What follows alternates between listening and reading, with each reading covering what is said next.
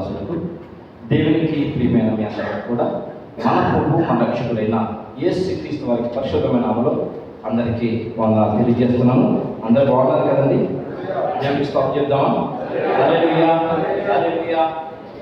సర్వశక్తి గల దేవుని నామమునకు యుగయుగములు మహిమ కలుగును గాక. ఆమేన్.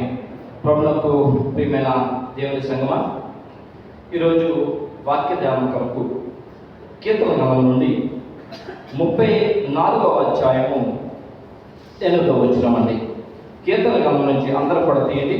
కీర్తన గ్రంథం నుండి 34వ అధ్యాయము 8వ వచనము చదువుతారా?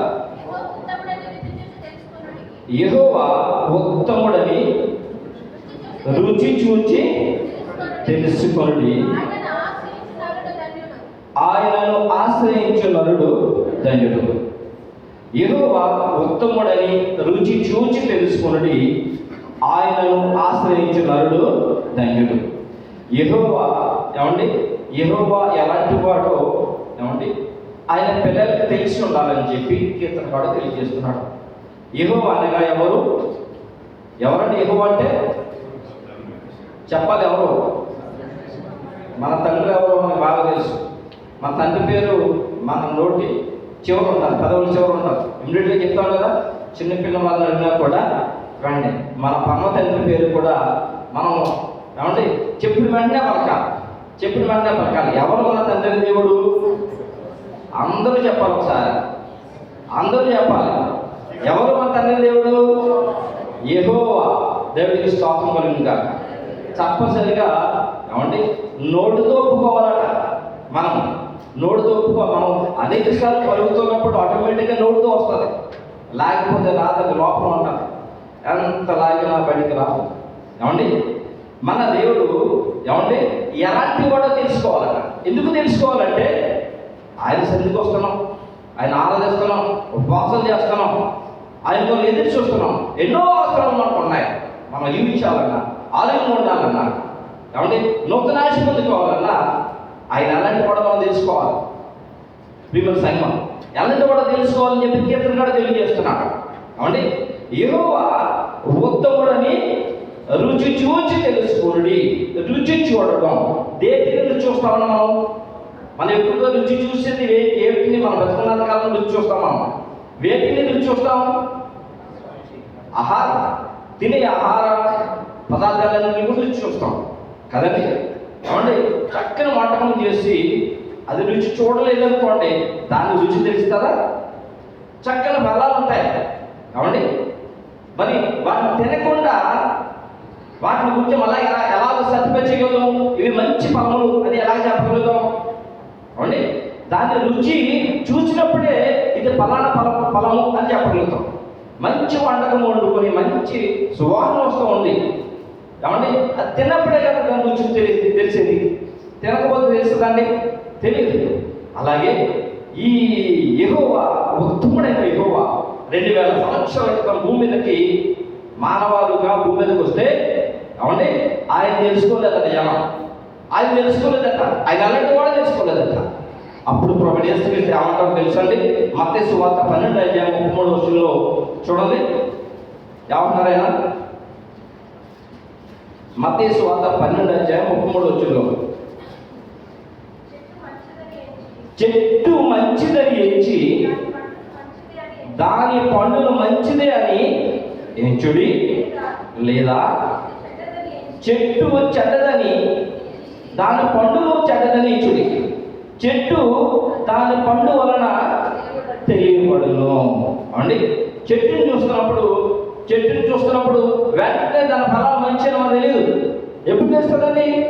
కోసి తిన్నప్పుడు తెలుస్తుంది, రుచి చూసినప్పుడు తెలుస్తుంది. ప్రియమైన సంగమా, రుచి చూసినప్పుడు మనకు బాగా మన ఊళ్ళో మన యొక్క గృహాల్లో ఎక్కువగా ఉండే మామిడి చెట్లు కదండి. ప్రతి ప్రాంతంలో మామిడి చెట్లు ఉంటాయి.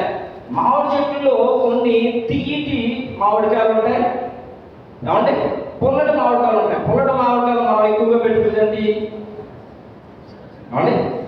పెట్టుకుని వద్దు కదా, ఆవకాయ వచ్చింది. తీయటి వాటిని చాలా బాగా తింటాం. అవునే కదా? దేవుడు సర్వశక్తి గల దేవుడు ఆయన భూమి మీదకి వచ్చినప్పుడు సాక్షాత్తు మోషే ధర్మశాస్త్రము ద్వారా దేవుడు అంటే ఎవరు ఏమంటే తెలిసిన ఏమంటే ధర్మశాస్త్ర ఉపదేశకుడు పరిశీలన శాస్త్రాలు ఆయన ఎవరో తెలుసుకోలేదట. ఆయన ఎవరో తెలుసుకోలేదట. అప్పుడే ఆయన అన్నాడు, ఆయన ఏమన్నాడంటే చెట్టు మంచిదనేచి దాని పండును మంచిదనేచుడి. నన్ను తెలుసుకోండి, నా క్రియలు చూడండి, నేను అలాంటి వాళ్ళు తెలుసుకోండి, నా క్రియలు చూడండి, దాన్ని బట్టి నేను ఎవరో తెలుసుకోండి అని చెప్పాడు ఆయన. ప్రియమైన సంగమా, ఏమంటే యెహోవా ఉత్తముడని రుచి చూచి తెలుసుకోండి అని చెప్పాను. ప్రియమైన సంగమా, మరి యెహోషువ కాలంలో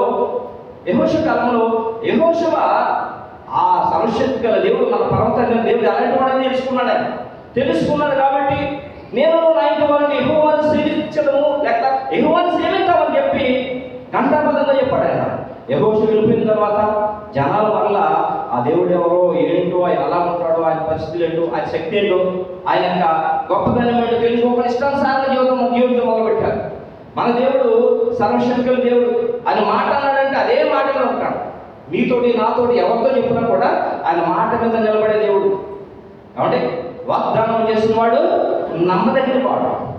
ఆ వాగ్దానం నిలబెట్టుకోవాలంటే మనం ఖచ్చితంగా ఆ వాగ్దానం ప్రకారమే జీవించాలి, ఆయన నిబంధన ప్రకారం జీవించాలి, కమిట్మెంట్తో జీవించాలి. ఆ పక్క తోలుకోకూడదు. యెహోషువ కాలంలో మనందరూ కూడా దేవుడు కదా ఆ శక్తిగా దేవుడు ఎవరో తెలుసుకున్నాడు. బాగా భయభక్తులు జీవించారు కాబట్టి కనాన్ దేశం స్వాతంత్రించుకొని పాలు తేలి గల అదే దేశంలో వాళ్ళు చాలా ఆనందంగా ఉన్నారు. యెహోషువ తర్వాత వాళ్ళందరూ కూడా లోపల తిరిగిపోయారండి. తిరిగిపోతే ఏ శత్రువులు అయితే దేవుడు ఆ యొక్క కణాల నుంచి వెళ్ళగొట్టాడో తిరిగి మళ్ళా వాళ్ళు వచ్చి బియ్యమైన కొట్టడం మొదలెట్టారు. ప్రియమైన సంగమా, మీరు నా ఆజ్ఞలు వేసుకుని నా చిత్తానుసారంగా జీవితాంతకాలం నీకు తోడవుతాను అన్నాడు ఆయన. అప్పుడు నేను అలాంటి వాళ్ళు మీకు తెలుసుకుందని చెప్పాడు ఆయన.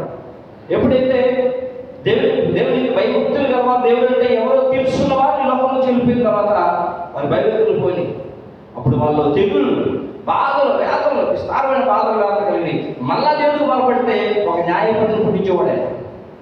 న్యాయపతుల కాలంలో జరిగేది. ఎందుకంటే వాళ్ళు యెహోవా ఉత్తముడని రుచి చూచి తెలుసుకోలేదు, ఎలాంటి కూడా తెలుసుకోలేదే. ప్రియమైన సంగమా, మోషే ఇశ్రాయేలు జనాంగాన్ని కనానుకు నడిపిస్తూ 3 నెలల తర్వాత ఏమంటే సీనారణ్యంలోకి వచ్చాడు ఆయన. సీనారణ్యంలోకి వచ్చినప్పటికీ ఈ 3 నెలల్లో ఆయన గొప్పవాడని సర్వశక్తిమంతుడని ఈయన మాట ద్వారా దర్శనం చూస్తూ వచ్చాడు. అప్పుడు మోషేకి ఒక ఆలోచన కలిగింది. ఎంత గొప్ప దేవుడు కదా, ఆయన ఎలాంటి వాడని చూడాలనుకుని ప్రభా నీ మంచితనం నేను చూడాలనుకున్నాడు ఆయన. ఏం చేసి తెలుసండి, నీ మంచితనం నాకు చూపించు, నువ్వు అలాంటి వాడని తెలుసుకోవాలని చెప్పి ఆసక్తితో ప్రభు నన్ను ఏ నలుడు నేను చూసి బతకలేదని చెప్పి ఆయనలో కూడా ఈ పర్వత మధ్యలో నువ్వు 2 కొండల మధ్యలో నువ్వు నా యొక్క మంచితనాన్ని నీకు చూపిస్తానని చెప్పి ఆయన తన మంచితనాన్ని యెహోవా ఎలాంటి వాడో ఆయనకి ఎవరు చూపించారు తెలుసండి, మోషేకి చూపించాడు. చూడండి ప్రియమైన సంగమా, నిర్గమకాండము 34వ అధ్యాయము 6వ వచనం. నిర్గమకాండం 34వ అధ్యాయం 6వ వచనం. అతని ఎదుట యెహోవా అతని దాటి వెలుచు యెహోవా కనికరమును దయ దీర్ఘశాంతము విస్తారమైన కృపా సత్యములు గల యెహోవా, సత్యములు గల దేవుడైన యెహోవా దేవుడికి స్తోత్రములుగా. దేవుడికి స్తోత్రం చెప్తామా? మన దేవుడు ఎలాంటి వాడో తప్పనిసరిగా ప్రతి ఒక్కరిని తెలియాలి. ప్రియమైన సంగమా, ప్రతి ఒక్కరిని తెలియాలి. ఏమండి యెహోవా ఎలాంటి వాడో ఏమండి మోషే తెలుసుకుంటున్నాడు. చూడండి, మోషే చూపించాడు ఆయన. మరొకసారి చదవండి 34వ వచనం అందరూ కూడా తీయండి. అతని ఎదుట యెహోవా అతని ఎదుట దాటి వెలుచు యెహోవా కనికరమును దయ దీర్ఘశాంతము విస్తారమైన కృపా సత్యములు గల దేవుడని యెహోవా అంట. ఆయన ఏమండి కనికరము గలవాడట, దయ గలవాడట, దీర్ఘశాంతము గలవాడట. తన దగ్గరికి వచ్చిన ఎవరిని కూడా తోసివేసే దేవుడు కదట. ఎంత గొప్ప దేవుడు అండి. అలాంటి గొప్ప దేవుడిని రుచి చూసి తెలుసుకోమని చెప్పాలి. ప్రియమైన సంగమా, అలాంటి దేవుడితో సహవాసం చేసినప్పుడు ఏమండి ఆయన ఎలాంటి వాడో తెలుసుకుని సహవాసం చేసినట్లయితే గొప్ప గొప్ప కార్యాలు ప్రియమైన సంగమా నా పిల్లల మీ జీవితంలో జరుగుతాయని చెప్పి కీర్తన పడి ప్రత్యేకించి ఆయన పెట్టాడు. ఎందుకంటే వారు చూశారు, ఆయన రుచి చూశారు, ఆయన ఎలాంటి వాడు తెలుసుకున్నారు. ఎలాంటి వారు తెలుసుకున్నారు కాబట్టి వారు సాక్ష్యం పలుకుతూ రాబోయే తరాలు మీరు కూడా ఈ విధంగా బతికినట్లయితే మీరు ధన్యులు గొప్పవారని చెప్పి ఆయన చెప్తూ ఉన్నాడు. ప్రియమైన సంగమా ఆయన ఎలాంటి వాడు తెలియదు, అలాంటి వాడు తెలియదు. ప్రియమైన సంగమా మరి ఒక మాట చెప్తాను. ప్రియమైన సంగమా ఈ లోకంలో చాలా మంది వివాహం చేసుకుంటున్నారు కదండి. ఇంచుమించు అందరూ వివాహం చేసుకున్నారు. వివాహ బంధంలో ఏమండి వివాహ బంధంలో ప్రతి భార్య తన భర్త ఎలాంటివాడో తెలియాలి, ప్రతి భర్తకి తన భార్య ఎలాంటిదో తెలియాలి. ప్రియమైన సంగమా ఒక గ్రామంలో ఇద్దరు అన్యోన్య దంపతులు ఉన్నారట. అన్యోన్య దంపతులు అంటే మనకు అర్థమైపోతుంది. ఇద్దరు కూడా కాబట్టి మంచి పేరు గలవారు, అంటే ఒకరికంటే ఒకరు ప్రేమ. ఇద్దరు దంపతులు ఉన్నారట. ప్రియమైన సంగమా వాళ్ళకి 100 సంవత్సరాలు మరి ఆయుష్కాలం వచ్చినప్పటికీ 100 సంవత్సరాల యొక్క దాంపత్య జీవితంలో గడిస్తే ఆ ఊరు వారు కుటుంబం వారు షష్టి పూర్తి చేశారు. షష్టి పూర్తి అంతా మాకు అందరూ తెలుసు. 100 సంవత్సరాలు అయిన తర్వాత వాళ్ళని కూర్చోబెట్టి దాంట్లో వేసి వాళ్ళని వాళ్ళకి మొక్కి అవండి వాళ్ళు గొప్ప చేస్తారు. ప్రియమైన సంగమా ఈ 100 సంవత్సరాల షష్టి పూర్తిలో ఒక పెద్దవాడు వచ్చి ఈ అన్యోన్య దంపతులైన భార్యని అడిగితే నీ భర్త ఎలాంటి వాడు అని అడిగింది కాదు. ఆమె ఏమందో తెలుసండి, నా భర్త నాకు అర్థం కాలేదన్నది. ఏమండి అన్యోన్య దంపతులకి భర్త అర్థం కాలేదని 100 సంవత్సరాలు జీవించారు. 100 సంవత్సరాలు జీవించారు ప్రియమైన సంగమా. కానీ తన భర్త అర్థం కాలేదు. 100 సంవత్సరాలు కూడా అర్థం కాలేదు. చూడండి ప్రియమైన సంగమా అర్థం కాకపోతే పరిస్థితి ఏంటో తెలుసా, చాలా ప్రమాదం. ఏమండి దేవుడిచ్చి కృపావరంలో మీరు పాలు భాగస్తులు ఉన్నట్లు ప్రతి భార్య భర్త కలిసి జీవించాలని పేతురు గ్రంథంలో చదివించారు. ఏమండి దేవుడిచ్చే యొక్క ఆ నిత్యంలో ప్రవేశించాలంటే భార్య భర్తలు ఇద్దరు కూడా అన్యోన్యం జీవించాలి. వాళ్ళు ఎవరో తెలుసుకోవాలి, ఒకరిగా ప్రేమించగలగాలి. ప్రియమైన సంగమా ప్రేమించగలుగుతారా అంటే లేదు. ప్రేమించిపోతే కదా ఇది అర్థం కాదు. ప్రేమించిపోతే కదా భర్తకి భార్య తెలియదు, భార్య గురించి భర్తకు తెలియదు, ప్రేమించట్లేదు, అలా కాపురం చేస్తారంటే ఇది చాలా ప్రమాదకరం, చాలా ప్రమాదకరం. ప్రియమైన సంగమా పేతురు గ్రంథం చదువుకోండి మీరు. ఇద్దరు కలిసి దేవుడికి అన్యోన్యం ఉండాలి, అయినా వాళ్ళు తెలుసుకోవాలి, ఒక కమిటీ కూడా జీవించాలి. అప్పుడు వాళ్ళని జీవం తీసుకెళ్తారు. ఒక లేదు పక్కన నిలబడి వారైనా వెళ్ళి నీ పక్కన తీసుకుంటాడు ఆయన. ప్రియమైన సంగమా ఎందుకంటే ఈ లోకంలో క్రమం ఏర్పాటు చేశాడు ఆయన.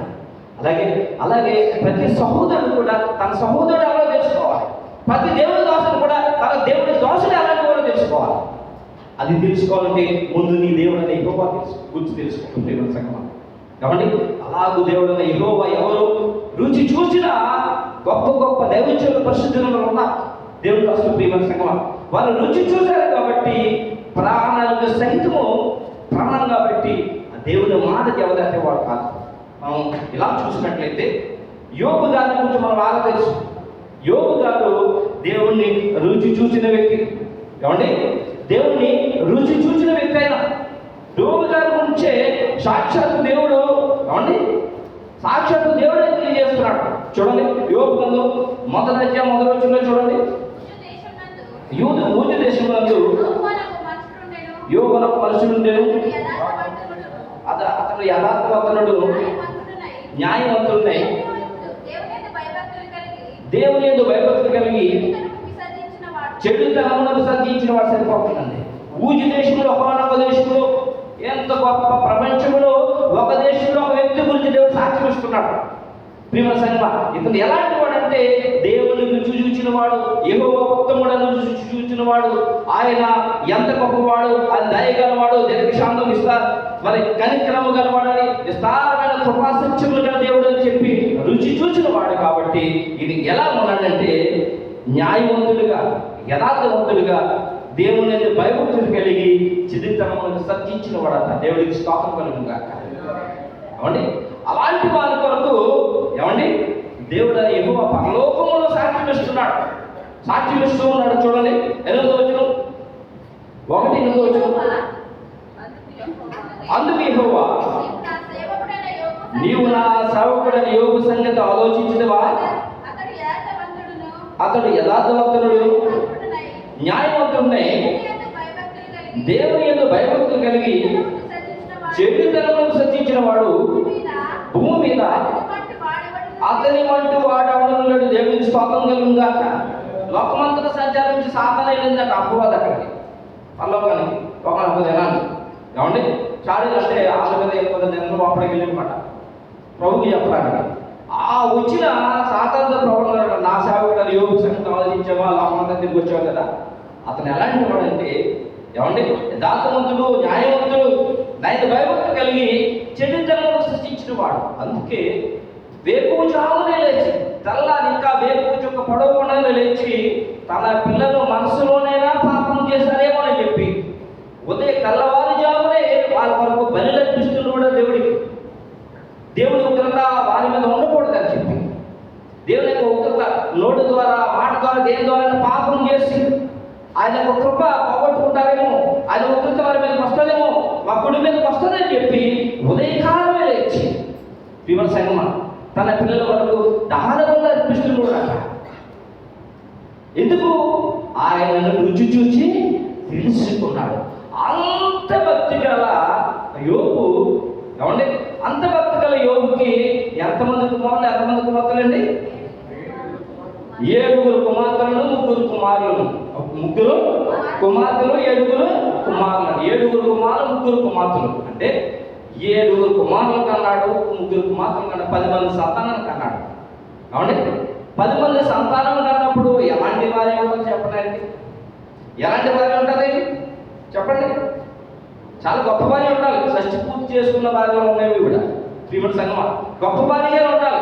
ఆయన అంత భయభక్తులు కలిగి పరలోకంలోనే దేవుని చేత చెప్పుకోదగిన నీతిమంతుడిగా ఉంటే అతని భార్య ఎలా ఉందో తెలుసండి శ్రీమతి సంగమ? ఒకనొక నాడు ఏమండి బహు గొప్పగా తన యొక్క దోషుని ఆశీర్వదించాలని చెప్పి దేవుడి అతనికి శ్రమ కలుగు చేసి ఇబ్బందుల్లో పడవేయగా అతని ఇబ్బందుల్లో పడగా మరి ఎన్ని సంవత్సరాలుగా అర్థం చేస్తుందో ఆ మాతల్లి దేవుని సంగమ మనకది తెలియదు. కానీ ఏమండి అతను బాధల్లో ఇబ్బందుల్లో ఉంటే ఆమె ఏమంటుందో చూడండి. యోబు గ్రంథము 2వ అధ్యాయము 7వ వచనం చూడండి. 7వ వచనం. కాబట్టి అపవాది యెహోవా సన్నిధి నుండి బయట వెళ్ళి అధికారం మొదలుకొని నడినెత్తి వరకు బాధగల కురుపులతో యోగులు ముద్దెను. అతను ఒళ్ళు కోక్కున్నటకై చిన్నపెన్ను తీసుకుని బూడిదలో కూర్చుండగా అతని భార్య వచ్చి నీవు ఇంకనూ యథార్థతను వదలకిందువా?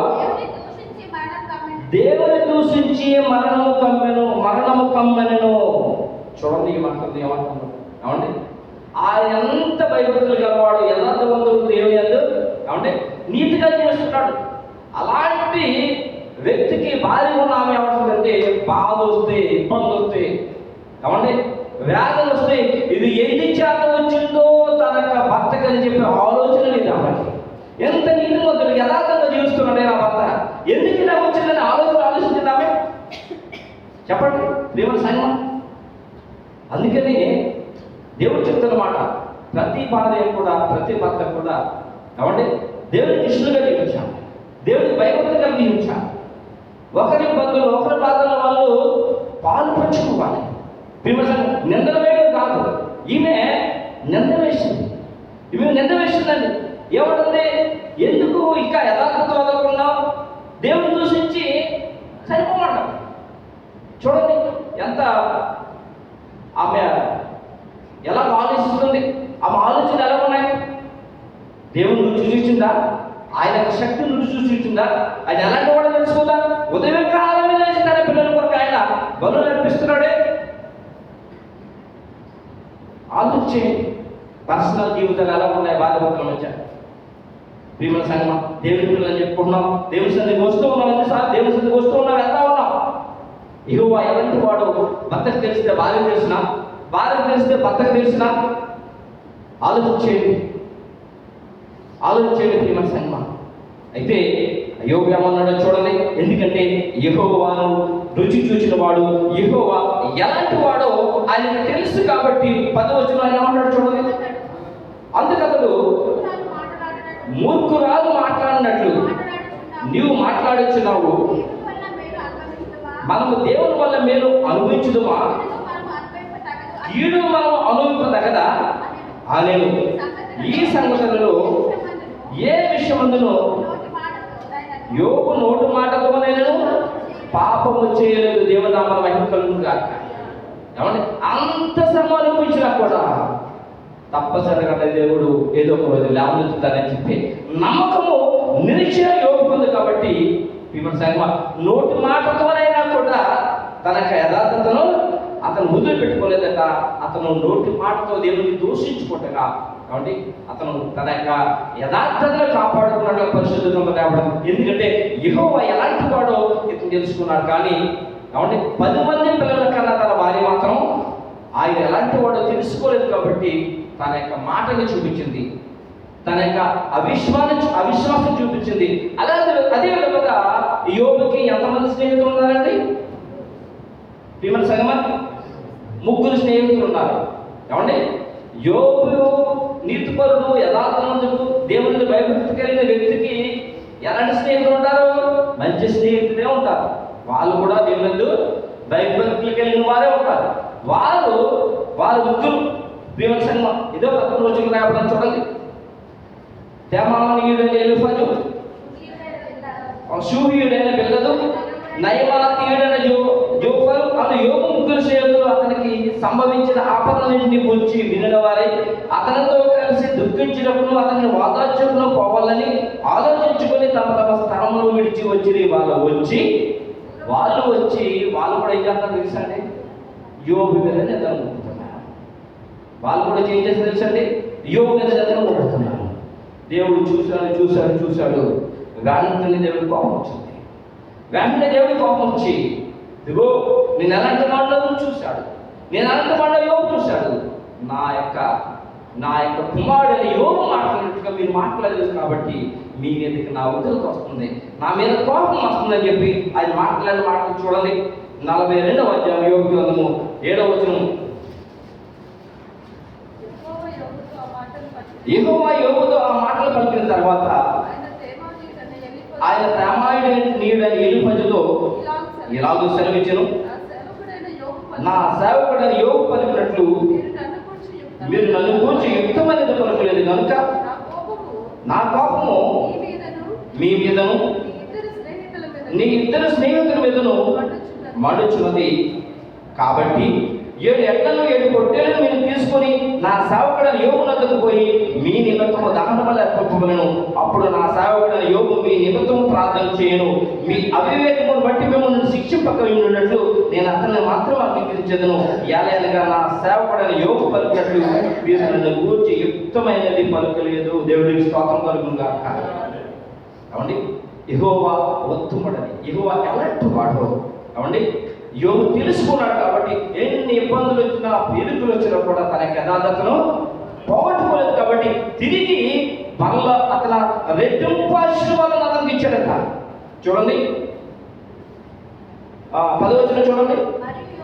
మరి యోబు తన స్నేహితుల నిమిత్తము ప్రార్థన చేసినప్పుడు యెహోవా అతని క్షేమ స్థితిని మరలా అతనికి దయచేసెను. మరియు యోబునకు పూర్వం కలిగిన దానికంటే 2 అధికముగా యెహోవా అతనికి దయచేసిన దేవుని నామమున మహిమ కలుగును గాక. యెహోవాకు అసాధ్యమైనది కలదా? అవండి ఈయన సర్వశక్తి గల దేవుడు. ప్రియమైన సంగమా, ఆయన యోబుకు వచ్చిన కష్టం లోకంలో ఎవరికి రాదు. మహాఘోరమైన కష్టం. ఆయన 10 మంది పిల్లలు చనిపోయారు. తిరిగి మరలా దేవుడు యోబును బట్టి తన భార్యను దర్శించి ఆమె పాపం పోగొట్టి వారిని పరిశుద్ధపరిచి మరలా వారికి 10 మంది పిల్లలు ఇచ్చాడు. 12వ వచనం చూడండి. యెహోవా యోబును మొదట ఆశీర్వదించినంతకంటే మరి అధికముగా ఆశీర్వదించెను. అతనికి 14,000 గొర్రెలు, 6,000 ఒంటెలను, 1000 జతల ఎడ్లను, 1000 ఆడుగాడిదలను కలిగెను. మరియు అతనికి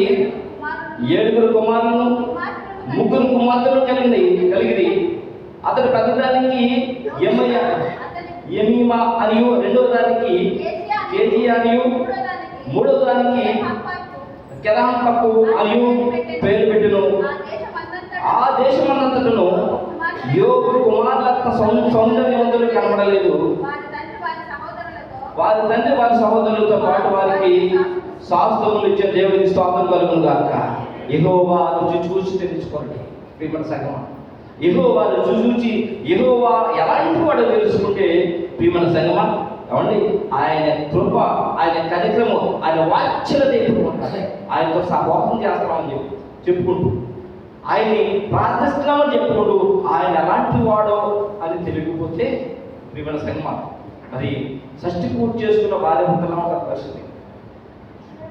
ఏమంటే ఆయన దగ్గర నుంచి ఏమో దొరకదు. సాముద్రంలో రావడం ఏమంటే విలువైన పన్నీరు బూడిదలో పోస్తే ఎలా ఉంటుందో అలా ఉంటుందట. ఎంతో విలువైన పన్నీర్ అంటే అక్షరం.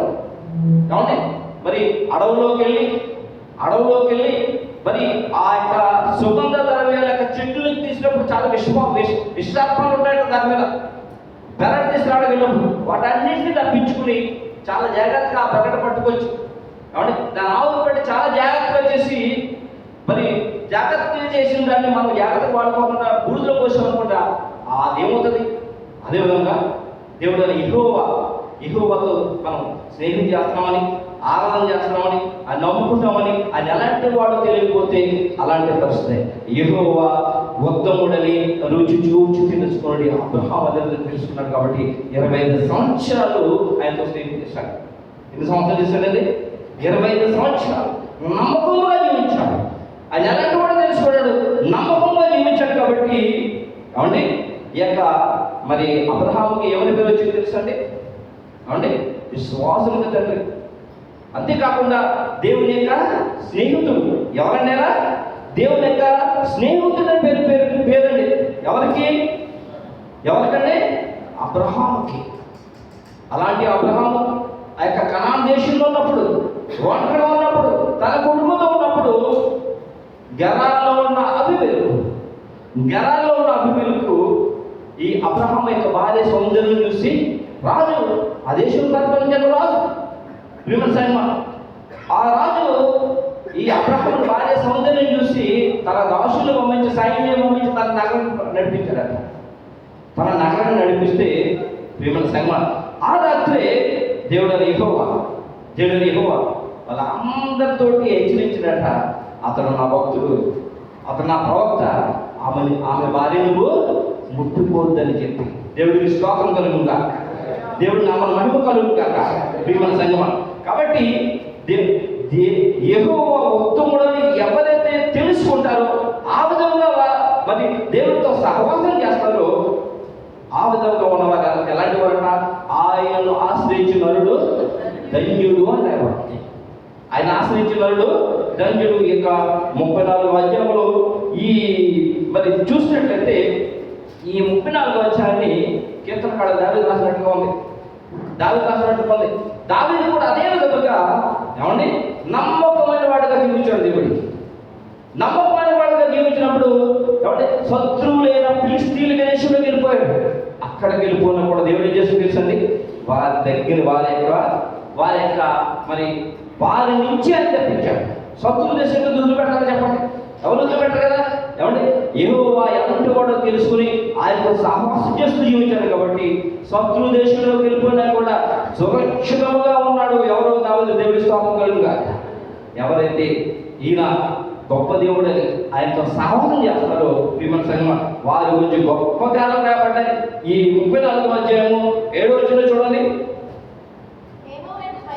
యెహోవా యందు భయభక్తులు గలవారి చుట్టూ ఆయన దూత కావలుండి వారిని రక్షించును. దేవుడికి స్తోత్రం కలుగును గాక. ఇంకా చూసినట్లయితే ఏమండి 9వ వచనం చూడండి. యెహోవా భక్తులారా ఆయన యందు భయభక్తులు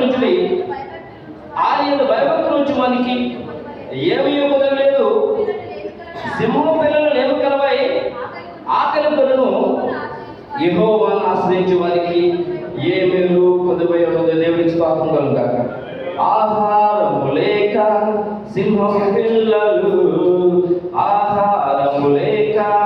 సింహం సింహపు పిల్లలు ఆకలితో అడవంతా తిరుగులాడిన ఆధారము లేక సింహపు పిల్లలు ఆకలితో అడవంతా తిరుగులాడిన కొద్దివేమి చేయక ఈ పిల్లలను దినదినము మానక పోషించుచుంటివి. కొద్దివేమి లేక ఈ పిల్లలను దినదినము మానక పోషించుచుంటివి. హల్లెలూయా. సింహానికి రాజు వాటికైనా ఆహారం దొరకదేమో కానీ యెహోవా ఆశ్రయించే వారికి ఏమేమి కూడా వదిలిపెట్టదట. ఈ యొక్క కీర్తనగా చూస్తే గొప్ప గొప్ప కార్యాలు మీ జీవితంలో మా జీవితంలో మన జీవితంలో చూస్తానని చెప్పి ప్రభు సెలవిస్తున్నాడు. క్రీస్తుకు కూడా 100 సంవత్సరాల క్రితం రాయబడిన కీర్తన ఇది. క్రీస్తు తర్వాత అంత్యకాలంలో కడల కాలం మళ్ళా మనల్ని మేల్కొల్పుతూ ఉన్నాడు ఆయన. ప్రియమైన సంగమా, అంత్యకాలంలో కడల కాలంలో మనం మళ్ళా దేవుడు ఏం చేస్తాడు? మేల్కొల్పుతూ ఉన్నాడు. యెహోవా ఉత్తముడని రుచి చూచి తెలుసుకోండి. మనం చూసినట్లయితే ఆనోకుని మనకు బాగా తెలుసు. ఆనోకు దేవునితో నడిచిన వాడు, పరిశుద్ధంగా రాయబడింది. అంత ఎక్కువగా లేదు. ఆనోకు ఎలా నడిచాడట? దేవునితో నడిచాడు. ఎలా నడిచాడో తెలుసండి. ఆనోకు ముందు ఉన్న వాళ్ళందరూ కూడా పాపంతో జీవించారు. ఆదాము అవ తర్వాత ఏమండి కయ్యను హేబెలు చెప్పేసాడు, నరహంతుడు కొన్నాడు. ఆ తర్వాత అందరూ కూడా 960 సంవత్సరాలు 500 సంవత్సరాలు 600 సంవత్సరాలు జీవించిన వారికి పాపం అంటే భయం లేకుండా జీవిస్తున్నారట. ఆశ్చర్యకరంగా లేకుండా కూడా పాపం అంటే భయం లేకుండా జీవిస్తున్నారట. ఆ కాలంలో అందుకు ఏం చేశారు తెలుసా అండి? 345 సంవత్సరాలు కాలంలో హానోకు ఏమండి దేవుని భయపడుతుంది, దేవుని రుచి చూచి అతను జీవించాడట. ఆ కాలంలో దేవుని భయభక్తి కలిగి జీవిస్తాడు చంపేస్తారు. ఎందుకంటే విరోధి, వాళ్ళ కార్యాలు చేయాలి, వాళ్ళ జీవితంలో జీవించాలి. కానీ ఆనుక కాదు. ఆనుకు దేవుడికి భయపడి దేవుని భయభక్తి కలిగి ఏమండి తన యొక్క భార్యతో పాటు సంసారం చేస్తూ దేవునితో నడిచని భయపడం. దేవునితో నడిచాడంటే ఏమండి ఆయన ఎంత రుచి చూసుంటాడు, ఆయన ఎంత గొప్పవాడో తెలుసుకుంటాడు. మోషే గారు చూస్తుంటాడు.